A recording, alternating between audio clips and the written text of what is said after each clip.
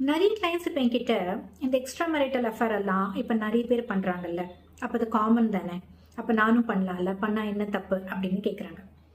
எது நார்மல், எது அப்நார்மல், எதெல்லாம் நிறைய பேர் பண்ணுறாங்களோ, எதெல்லாம் சொசைட்டி அக்செப்ட் பண்ணுதோ, எதெல்லாம் நம்மளோட ரெகுலர் ஃபங்க்ஷனிங்கை இம்பேக்ட் பண்ணலையோ அதெல்லாம் நார்மல்.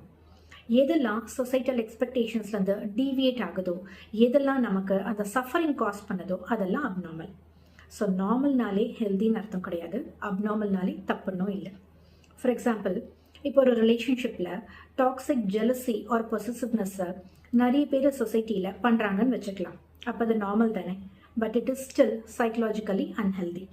அதே போல தான் அஃபேர்ஸும் நிறைய பேர் பண்ணுறாங்க அப்படிங்கிறதுக்காக அது ஒரு ஹெல்தி ஆப்ஷன் ஆகிடாதில்ல.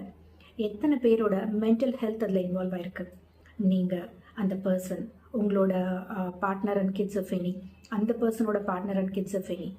ஸோ எல்லாரும் பண்ணுறாங்க அப்போ நானும் பண்ணலாமே அப்படின்னு ஜஸ்டிஃபை பண்ணாமல் ஒரு அன்யூஷுவலான விஷயத்தை பண்ணுறதுக்கு முன்னாடி உங்களை நீங்களே இந்த கொஷின்ஸ் எல்லாம் கேட்டுக்கோங்க.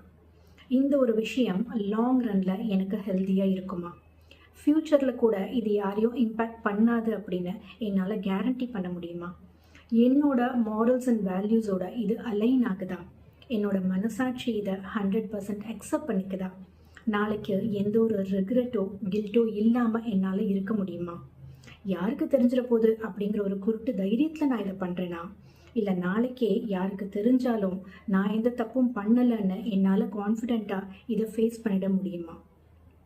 இந்த கொஷின்ஸ்க்கெல்லாம் உங்களால் ஜெனுவனாக பாசிட்டிவாக ஆன்சர் பண்ண முடிஞ்சதுன்னா உங்களுக்கு வேறு யாரோட ரீஅஷூரன்ஸும் அங்கே தேவைப்படாது. எப்போ உங்களால் அதுக்கெல்லாம் ஆன்சர் பண்ண முடியலையோ, எப்போ உங்களுக்குள்ளவே கான்ஃப்ளிக்ட்ஸ் வருதோ அப்போ தான் அந்த டவுட்டும் வரும். ஸோ எந்த ஆப்ஷனை சூஸ் பண்ண போகிறீங்கன்னு நீங்களே யோசிச்சுக்கோங்க.